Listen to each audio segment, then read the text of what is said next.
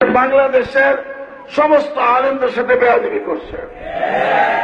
তার সাথে দরবারি কিছু আলেম থাকে, একজন বলতেছিলাম আলেম নাম কেন প্রাণ বেরো আসে, সে বলে যে প্রধান বিচারপতি তাহাজ্জুদ গুজার পরহেজগার, নাম আমি বললাম না, এরকম তাহাজ্জুদ গুজার পরহেজগার যে দুর্গা মা দরকার, আল্লাহ বাদ দিয়া এরকম বিচারপতি আমাদের দরকার নাই।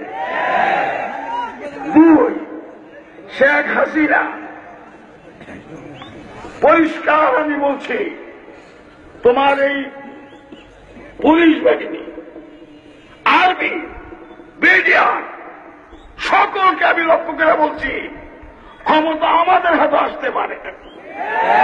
পুলিশ, ডিসি, এসপি আমাদের কর্মীদের উপর, আমাদের লোকদের উপর যদি কেনা চোখে তাকাও, চোখ উঠে ধরা হবে।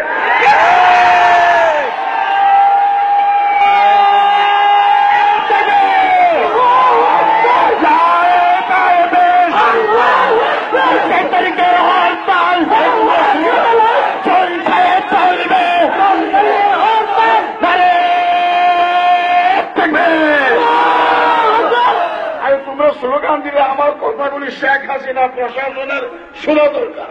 তোমরা স্লোগান দিলে তুমি বুঝবে না, একবারে স্লোগান দিও শেষে, এখন আর দিও না। কাজে আমি প্রশাসনকে বলছি, এবার আমরা শুধু কোরআন রক্ষার আন্দোলনে নামি নাই, আলেমদের ক্ষমতা বসাইবার আন্দোলন রাখছি। তোমরা ক্ষমতার অযোগ্য, স্কুল কলেজ ভার্সিটিতে বইয়া শিল্পী শিখো, গান গাও, কবিতা গাও, ইঞ্জিনিয়ার হও, ডাক্তার হও, আপত্তি নাই, কিন্তু রাষ্ট্র পরিচালনা করতে মাদ্রাসায় পড়া দরকার। মাদ্রাসা পড়া ছাড়া রাষ্ট্র পরিচালিত হবে না, হবে না, হবে না।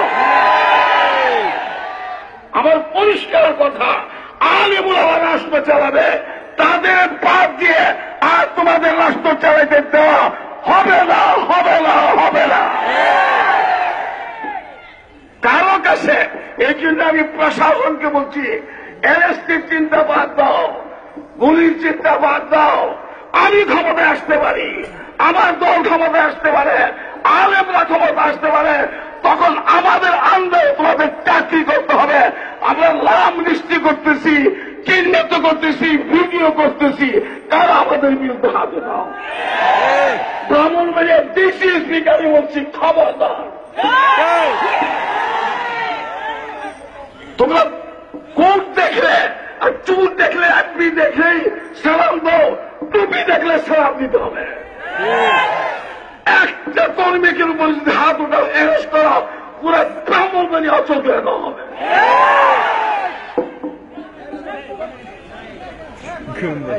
দ্বিতীয় কথা হইল আমার 4 এপ্রিল হরতাল। 4 এপ্রিল হরতাল আমরা রাখছি কোরআনের ইজ্জত রক্ষার জন্য। সারা দেশ থেকে সমর্থন আসতেছে, ওলামা এখানেও সমর্থন জানাইছে।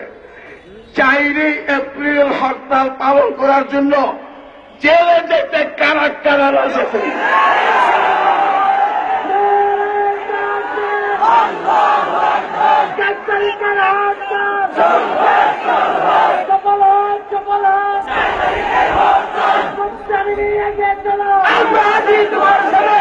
তোমার ভয় নাই,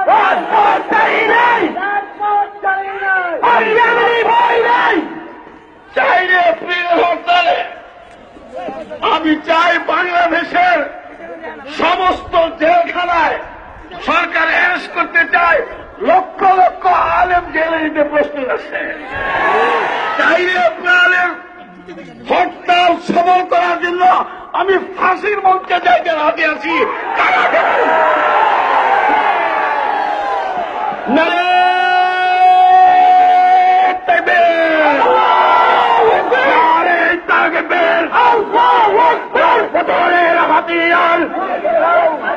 গাড়ি ছিল চোখ আরেকবার, এক এক অ্যাকশন, কোরআনের অ্যাকশন, আলেমার অ্যাকশন, 4 তারিখের হরতাল চলবে,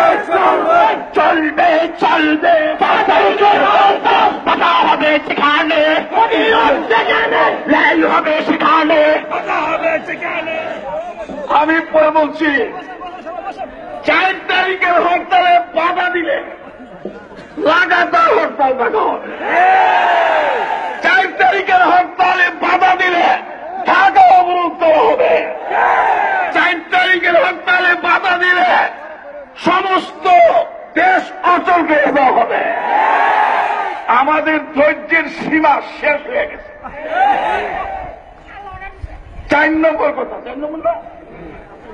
4 নম্বর পত্রিকায় সিরাজ হিসাব যেরকম বলছেন, আমি অনুরোধ করে আনছি যে ব্রাহ্মণবাড়িয়াতে জিএমবির বাতাস চলতেছে, এলাকা শুরু করছে। মনে রেখো, এই অপবাদ দিয়া, জঙ্গিবাদ অপবাদ, মৌলবাদ অপবাদ দিয়া দিয়া এই জুজুমুনির বই দেখে কোরআনে হাত দিচ্ছ। এই যে 2 বছর জুজুমুনি জঙ্গিবাদ মৌলবাদ এখন বুঝে আসছে আসলে শেখ হাসিনা কোরআনে হাত দিবে, তো এই জন্য আগে ভয় দেখাইছে। সব ভয় কেটে গেছে, জিএমপির ভয় কেটে গেছে। এখানে জিএমপি নাই, এখানে মৌলবাদ নাই, এখানে জঙ্গিবাদ নাই, এখানে কোরআনে আসে গেছে। কোরআনে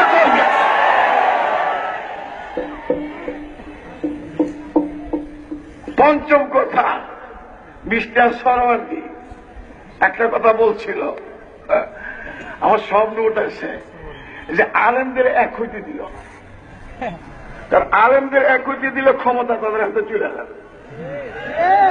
এই আওয়ামী লীগ কোন, বিএনপি কোন, জাতীয় পার্টি কোন, যত রাজনৈতিক দল, এদের ভিতরে বিএনপি আমার দল, তারপর আমি করি। এই মরসটা অ্যালার্জি আছে, আলেমরা এক হইতে না পারে। এখন কোরআন দিয়ে সারা বাংলাদেশের আলেম এক হয়ে গেছে। কাজী এখন আলেমদের হাতে ক্ষমতা আসার আর কোনো বাধা নাই। তবে একমাত্র বাধা হইল কিছু সরকারি আলেম, আকবরী আলেম, ফয়েজি আবুল ফায়েজের ভূমিকা যারা পালন করতেছ, তোমাদের কামরা থাকবে না এই দেশের। সর্বশেষ কথা, আমাদের আত্মা হইল কোরআন।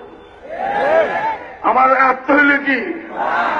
কোরআনের উপরে শেখ হাসিনা তার মন্ত্রিসভা হাত রাখছে। আত্মা না থাকলে মানুষ থাকে না, কোরআন না থাকলে বাংলাদেশ থাকবে না। কোরআনকে রক্ষার জন্য কারা কারা আত্মা দেওয়ার প্রস্তুত?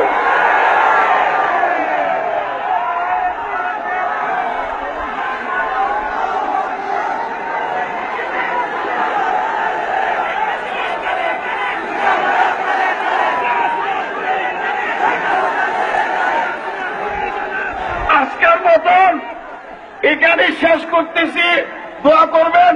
এখন সকলে জুড়ে বলেন 4 তারিখ হরতাল, 4 তারিখের হরতাল।